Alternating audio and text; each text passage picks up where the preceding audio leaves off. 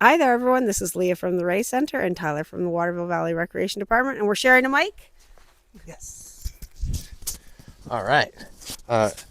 Very exciting. Look at this. It looks like something's been doing some digging over here. And something recent, probably not a dinosaur. But doesn't that just make you wonder, Leah, why were there ever dinosaurs in New Hampshire? Have you ever heard of a fossil in New Hampshire of a dinosaur? Probably not. There's no dinosaur national park in New Hampshire or Massachusetts really, but New Hampshire is kind of uniquely terrible for finding fossils. There have been some found near Littleton. There's a little bit of like stratiform rock there where you can find a couple of fossils that have been slightly metamorphosed, but you can still identify them. But for the most part, New Hampshire is a terrible place to look for fossils because it's such a nice place, but also kind of schisty. And that is, it is the granite state, and a lot of the rocks, like right here, we've got this very nice piece of granite.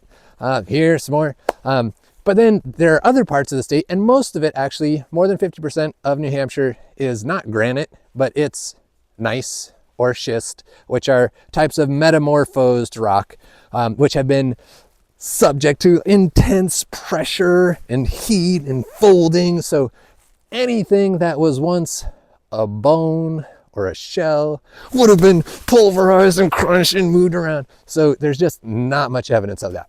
But there are some there, and interestingly, there's also this whole stretch of time that just doesn't exist in the New Hampshire rock record. And that is because there was this period there was the Silurian Sea, this like shallow, deep, or shallow, warm sea that covered New Hampshire. But then a bunch of rocks lifted up. There's orographic lift mountain building, and all of that like sedimentary stuff just like washed away.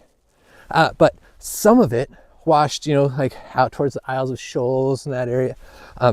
Interestingly, 2013, in March, a scallop fisherman, I think, named Mike Anderson, was fishing out of Rye Harbor on his boat, the Rim Rack, and he found a mammoth tooth in like amongst the scallops. Crazily, a couple of months later, his daughter on the same boat picked up a mastodon tooth attached to part of a jaw.